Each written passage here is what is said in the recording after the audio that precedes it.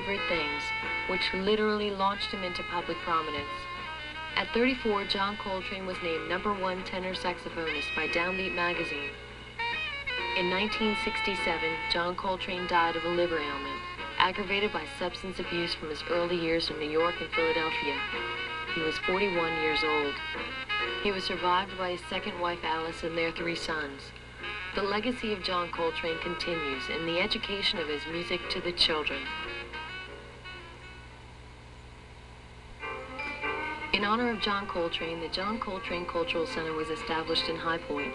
The center's main objective continues to be the education of High Point and surrounding communities on the significance of John Coltrane, as well as encourage and support the formal education of grade school children in the art forms of jazz and blues music.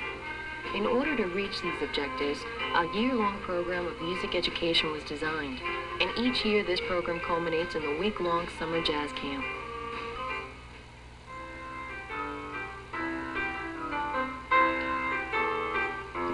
I think that part of the responsibility upon a music teacher is to provide them exposure to jazz, to some of the classics, and even to some of the pop in limited quantities.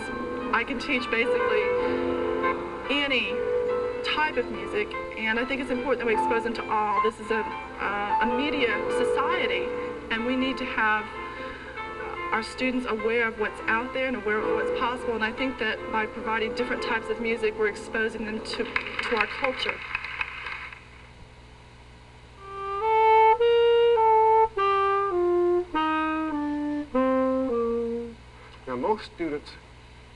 Now most students can deal with an exercise of that sort by the 8th or 9th grade at a very slow level.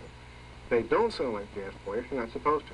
They sound like students who are learning a particular kind of articulation. It's too much to expect them to do it on their own, because it is so different from what they're used to hearing. In the past 10 to 15 years, probably in the whole nation, the jazz movement has kind of suffered. Kids like pop music as opposed to really the true jazz music. And we're trying to find a way to bring this back into the schools. We have jazz bands in our schools, and yet we can't really touch on what they need to get out of it. So we're here to learn how to better incorporate that into our school programs.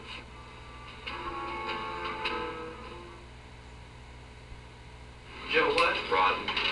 And Joe signed up for the program in the fall. How you doing, Joe? All right. Wait, were you teaching that? As far as I know.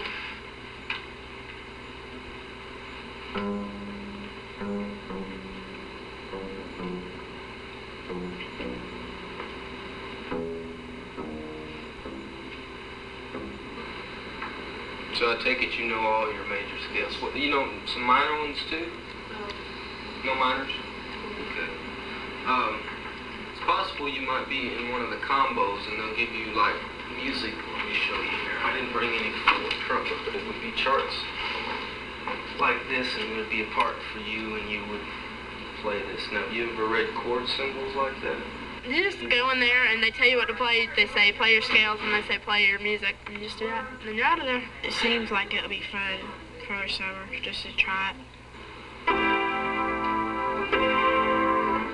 So it's things like that, and I think it'd be real interesting for you. Your piece sounded good. Do you take private lessons, you said? Mm-hmm. Okay. You listen to Charlie Parker? Anything like that? How about Train? You listen to Train? And we'll have fun this next week. Chris, you're in a combo. Work over the weekend. Put chops together. We're going to put you in one of our meeting combos. Okay? We'll see you Monday. All right. And if you'll tell Jane downstairs, she can send someone else up. Jane at the table downstairs. Thank you for coming. Welcome to your last day of the week-long camp. I hope you've had a great week. I hope you've learned a lot, and I hope you've had a lot of fun in the process.